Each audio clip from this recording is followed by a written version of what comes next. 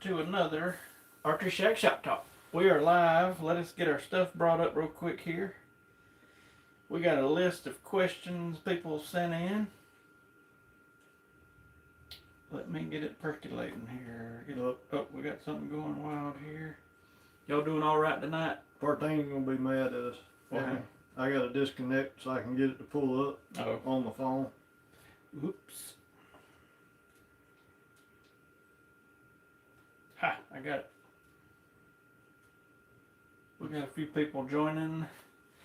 As usual, let us know if you're watching the replay. Type in replay so we can keep up with. Oh, I got my sound on. So we can keep up with live versus replay people. So far, it seems like about 75% of the views come from the replay, which is interesting. But anyway, we'll get this party started. We got some questions that y'all have sent in, and emails, and Facebooks, and Instagrams, and all that. We'll bring this down here. We kind of low in the. There we go. That looks a little better. Yep. First question I got is from Adam. Can I request less strands on my string to speed my bow up? What's going on, Michael?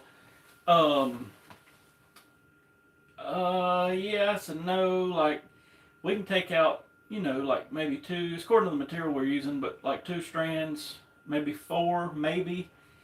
But in ultimate big picture, do you want your strand to be less strands and potentially stretch more for the sake of speed right now? Probably not. Mm-hmm. So, I would look more at what material to use. Like, for example, X99 is a smidgen faster than 454, 452.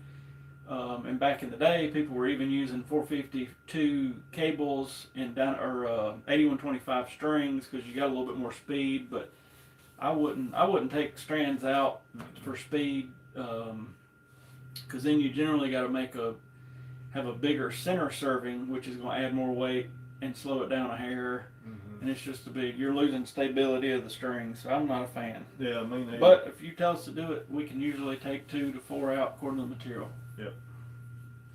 Jerry says, I'm struggling to find a consistent anchor point. Where on my cheek should my hand be?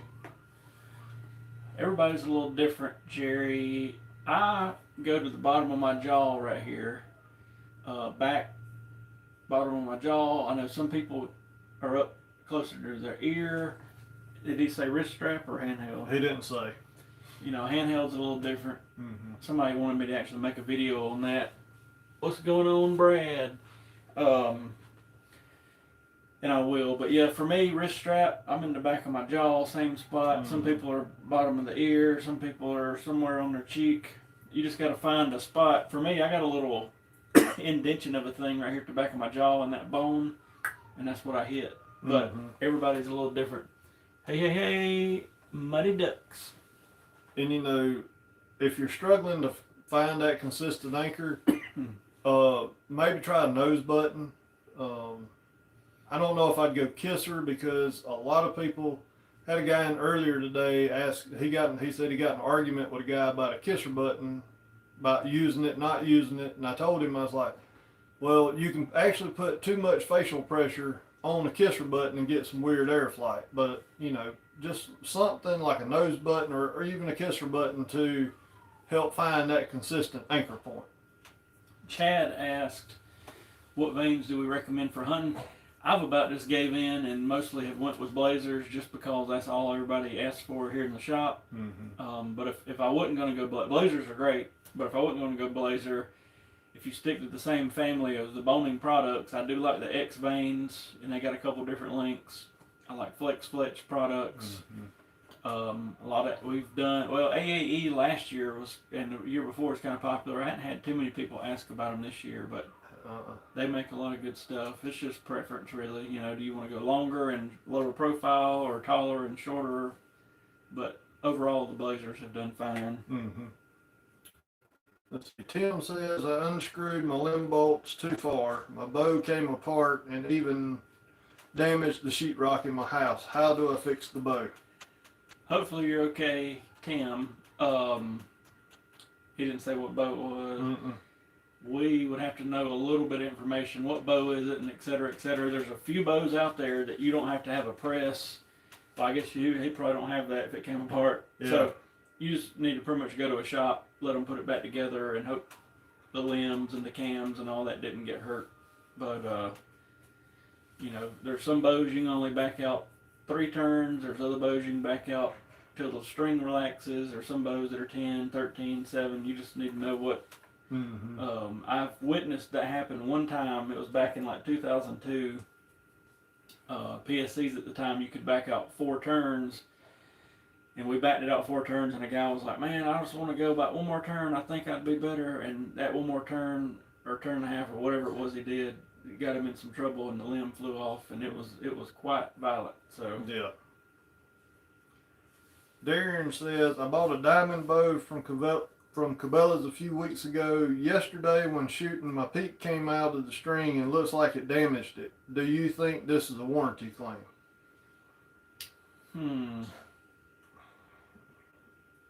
Probably. I mean, most bow manufacturers tell you from the get-go a string is not covered under warranty because it's a wearable item. But if it was me, did they tie it in at all?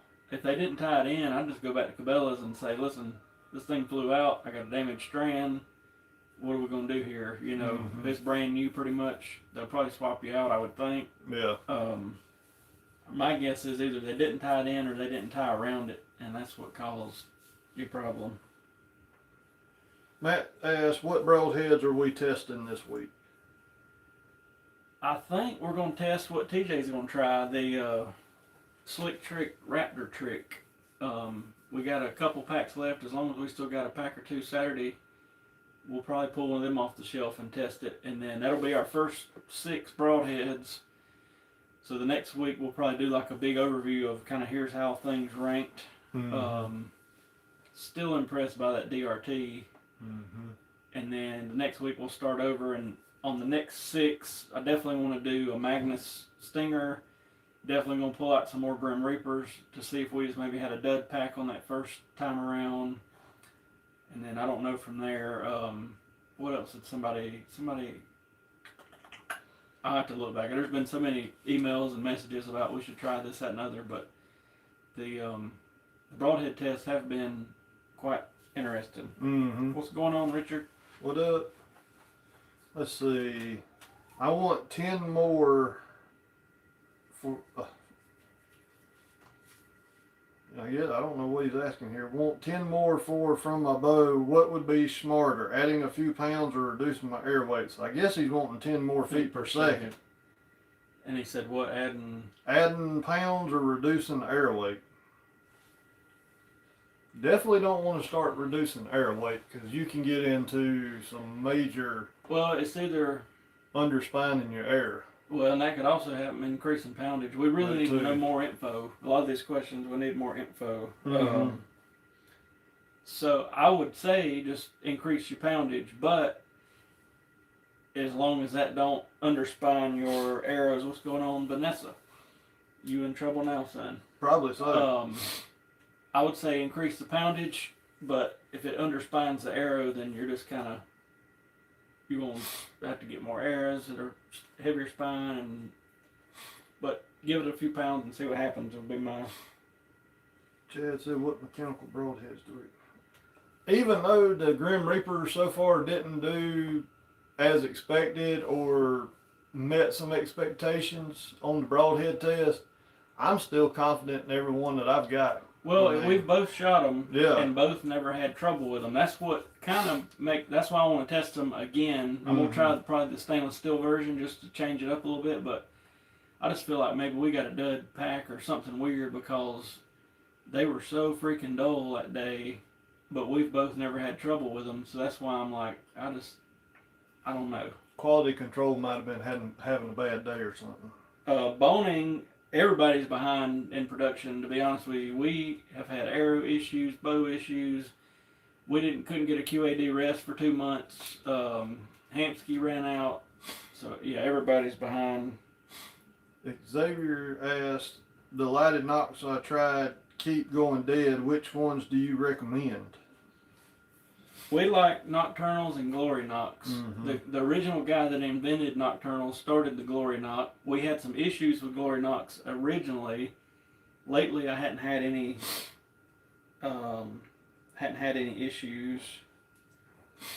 The past few months we've been mainly selling the Glory Knock just because they're easier to turn off. But I will say, Nocturnal has got them a little bit on the brightness.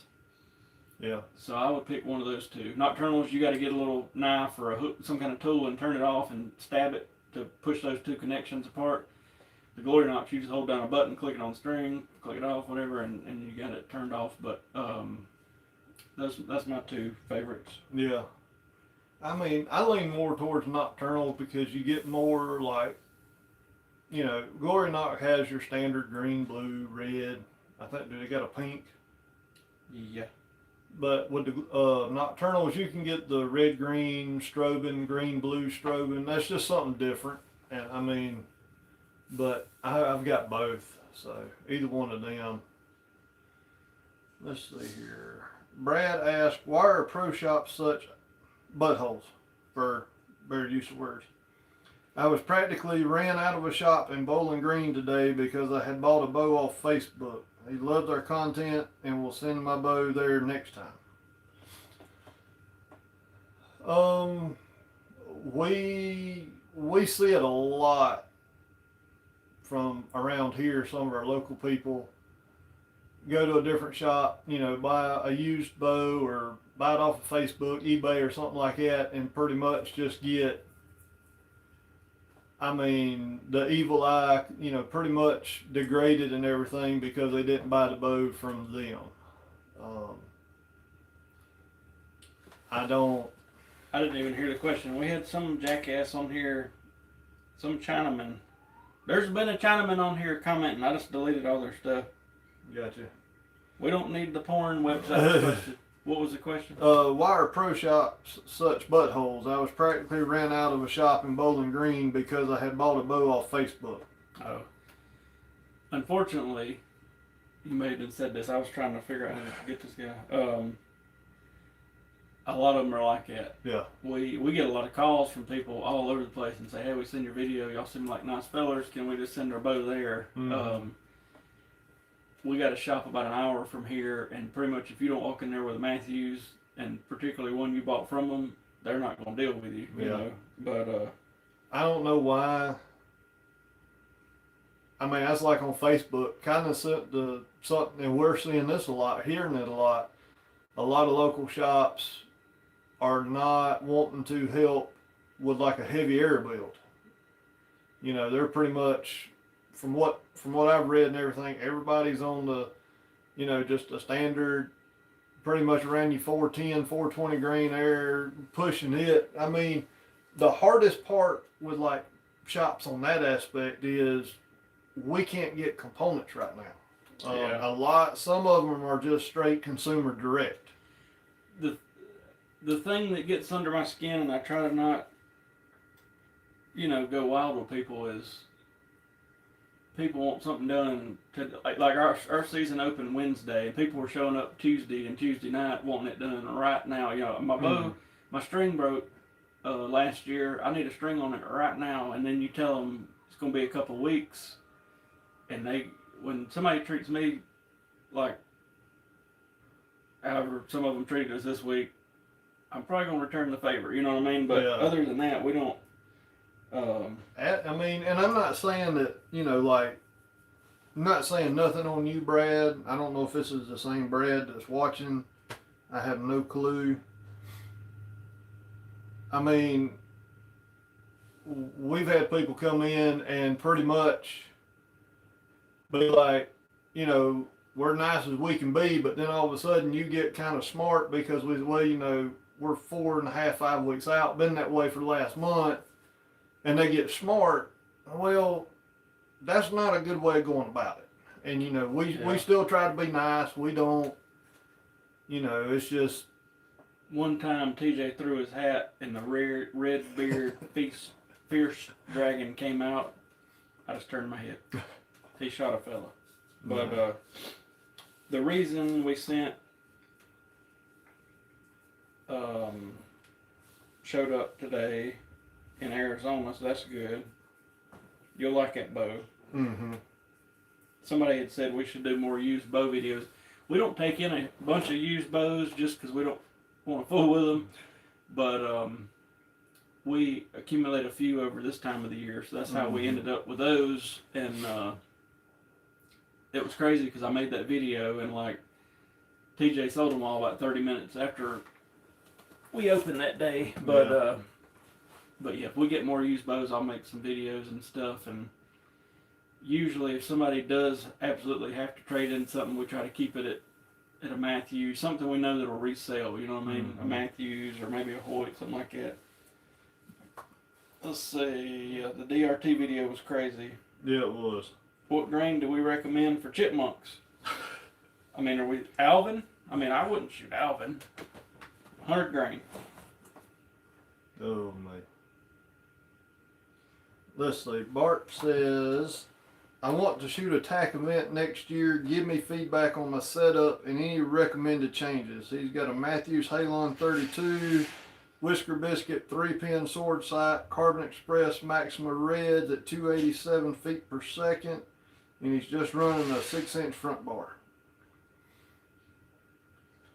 You sound good, except maybe your sight. Because if you have to, I mean, you could technically shoot the locals course, but if you're going to have to shoot out to 100 plus yards, you might want to either get you like a 7-pin or just get you a movable sight, you know what I mean? I wonder if he has like a floating pin, like on the... Maybe.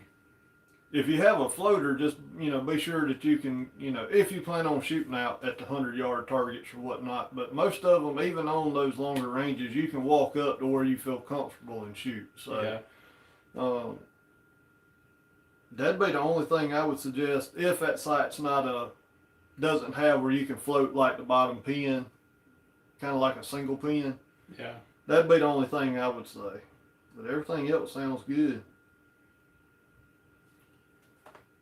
Seth says, where should the trigger fall on my index finger for a wrist style release? I don't have one in here, but you want it kind of deep, you know what I mean? We've had a lot of people come in and they try to put that thing at the tip of their finger. First of all, you got all those pressure sensors and nerves and stuff on the end of that finger. It makes you want to punch it. Mm-hmm. So we try to tell people to get deep into that first, even into the second crease, and then you can do more of a back tension pull. You know what I mean? You get on the trigger, start aiming, and then as you start pulling, it shoots it. But for me, if I can get deeper, I don't feel as much tactile stuff going on and makes me want to hammer it. I can just kind of curl that finger and start pulling. Mm-hmm. But I'd say most of the people we see are not that way. They got it out there at the end of that finger. Yeah. Take it, line it up before you draw your bow, kind of shorten it. Go to, just draw back like you're going to shoot, and you kind of want it right there in that first bend of your trigger finger. Because that way you're not reaching for it. It's just comfortable, just like you'd be shooting a trigger on the rifle. Brad, I've seen that pack and go at the show. I'm hitting the freaking camera. But I hadn't really messed with it. But it looks pretty much as good as any easy press. The press I want to try, keep knocking this over, is that Cinam portable press. And I've been meaning to order one for when we go on our little trips just to have. But I need to call and talk to somebody because I know they make different widths of limbs, and I think we're going to need the one that they're calling the Matthews limb adapter for our primes, because those primes are just as wide, but I got to find out. But I may need to look into that too. I mean, maybe that's one. We just wanted something to tote around like when we go to Total Archer Challenge or wherever to shoot.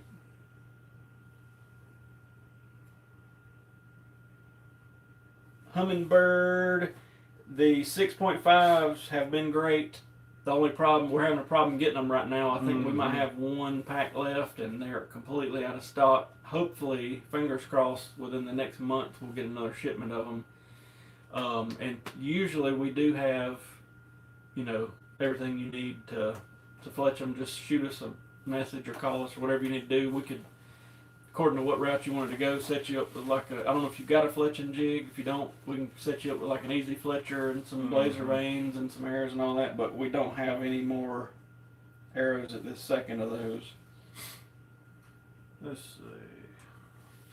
Randy asked, how can I make the string not burn my arm? Burning it. Yeah, so sounds like to me draw length is too long.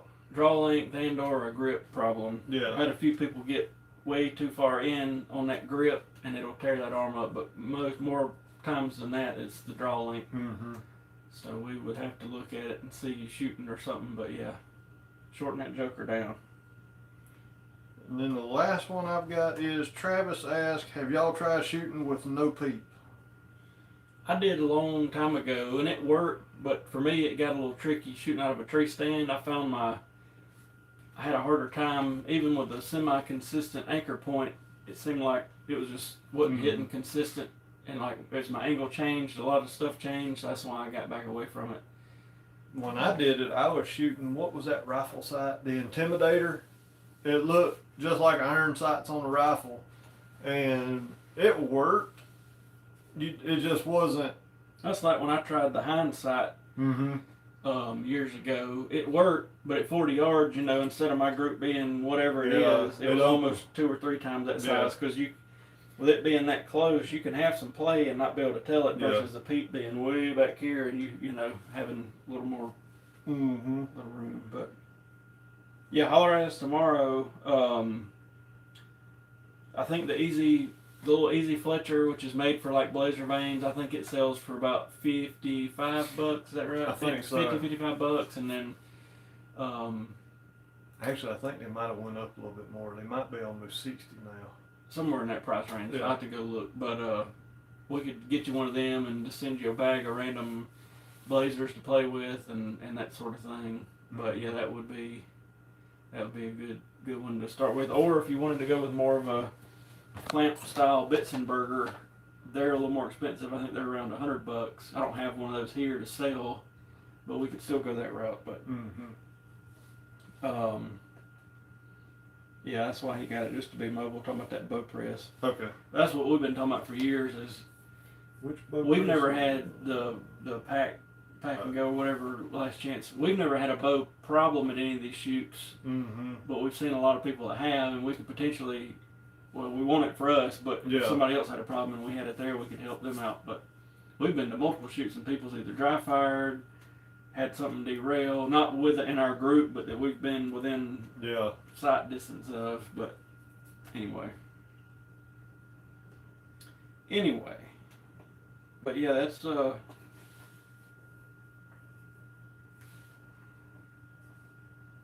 yeah, I'm sure if you hit some granite, that would be bad. Some arrow explosions. Yeah, that's pretty bad. But that's all we got. Yep. Thanks for tuning in. Our hunting season just started yesterday. We hadn't got to go yet. Maybe this weekend. I only know of 1 or 2 deer that's got shot so far. It rained pretty hard today here. Yesterday, seen one guy shoot one that comes out here, and I figured this weekend everybody will get wound up. But we still got a good many bows we're trying to get done, a lot of strings we're trying to get done, some arrows, all that stuff for people. And I think today may have made the record for the most blown up bows we fixed. People come in left and right, derailed, a couple of them real bad, having to get parts for them. People just getting excited, I guess. But anyway, we'll get off here and leave y'all at it. But if your hunting season started, good luck. If we can help in any way, give us a holler. And I guess we will see y'all here in the next day or two. Yep. See ya. See y'all.